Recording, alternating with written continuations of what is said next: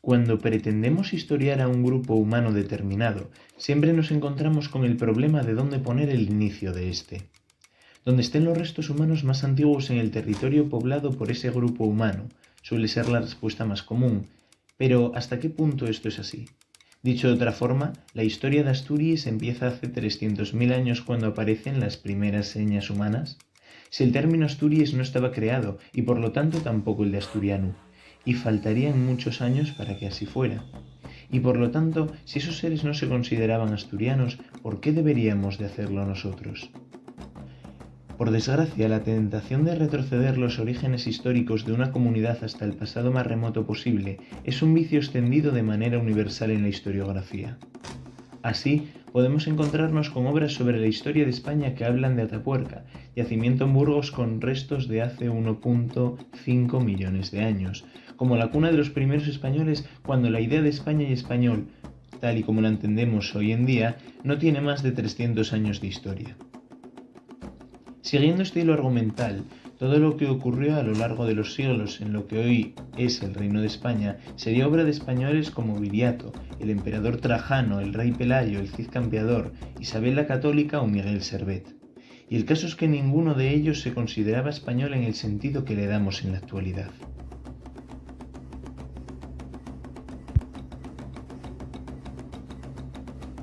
Pero nosotros no vamos a cometer ese error.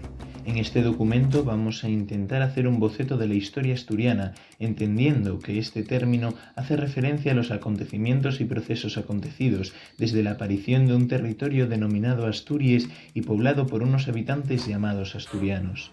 No obstante, vamos a retroceder todavía un poco más en el tiempo y vamos a repasar algunos datos sobre los primeros pobladores de lo que hoy en día llamamos Asturias. Esto es, la prehistoria no de Asturias, sino en Asturias. Como decíamos antes, los inicios de presencia humana en lo que hoy es Asturias tienen unos 300.000 años y se atribuye al Homo heidelbergensis, homínido asentado en Europa hace 500.000 años. No son restos humanos propiamente dichos, sino los restos de herramientas que se encontraron en el actual concejo de Valdés. Las investigaciones arqueológicas nos dicen que entre 125.000 y 75.000 años antes de la actualidad, grupos de cazadores y recolectores se infiltraron desde la costa hacia el interior de Asturias, siguiendo el curso de los ríos.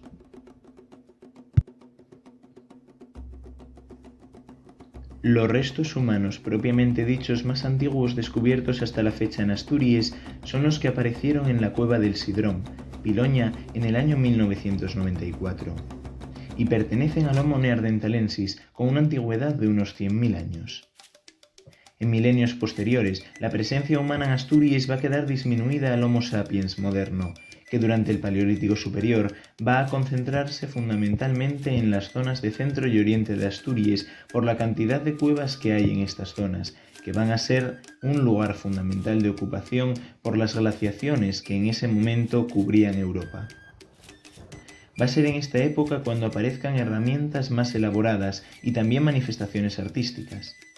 En el actual territorio asturiano hay 45 cuevas con pinturas y grabados de aquella época, algunas de ellas, como Tito Bustillo, San Juan de Priorio o La Peña, realmente espectaculares.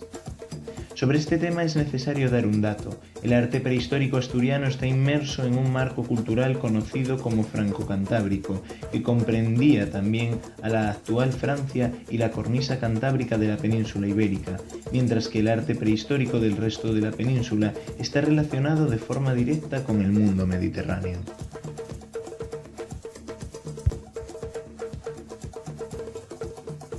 En cambio, de toda la prehistoria asturiana, la etapa más llamativa tanto por darse de modo exclusivo en Asturias como por sus características es el periodo llamado asturiense, que abarcaría entre el 7500 y el 5000 a.C.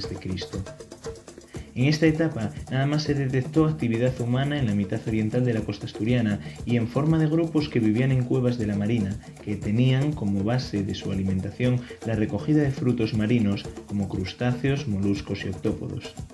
Dicho de otra forma, la dieta de estos grupos durante 2500 años se compuso un 80% de marisco, y prueba de ello son los yacimientos con millones de conchas de todo tipo de crustáceos, como lapas, vígaros, almejas y mejillones encontrados hace unos años. ¿A qué se pudo deber este comportamiento? Pues lo cierto es que no está muy claro. Las herramientas de los asturienses son, de modo objetivo, menos variadas y de peor calidad que las de la etapa cultural inmediatamente anterior, la ciliense. La especialización en marisco, aunque no excluía de modo pleno otras formas de alimentación, también constituye un empobrecimiento.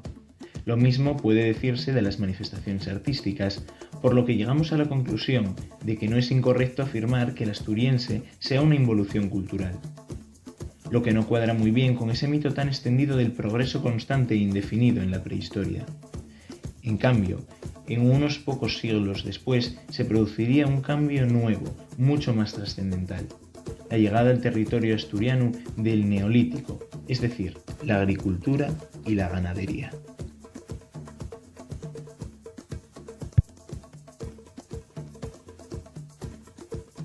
La llegada al actual Asturias de las primeras tribus neolíticas, o sea, agrícolas y ganaderas, no se conoce con exactitud, pero se cree que no es posterior al 5000 a.C. A esta gente le debemos los restos llamados megalitos, es decir, construcciones de piedra gigantes, generalmente de carácter funerario. Como para el transporte del material y la realización de estos dólmenes y menires monumentales hace falta un número de personas grande, podemos deducir que ya había una cierta organización social que iba más allá de la simple comunidad de cazadores y recolectores.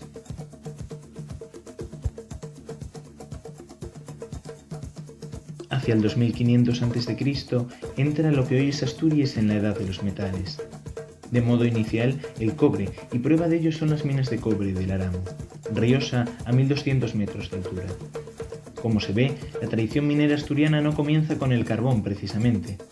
A lo largo del milenio siguiente, entre el 1800 y el 800 a.C., se la sucederá la Edad de Bronce, etapa marcada por una complejidad tecnológica mayor, un aprovechamiento mejor del suelo para la actividad agrícola y ganadera que incluía la deforestación para ganar tierras de cultivo y una actividad militar incipiente, como muestran los restos de armas de esta encontrados por el territorio. A partir de la Edad de Hierro, habiendo ya testimonios escritos, podemos decir que queda atrás la prehistoria asturiana.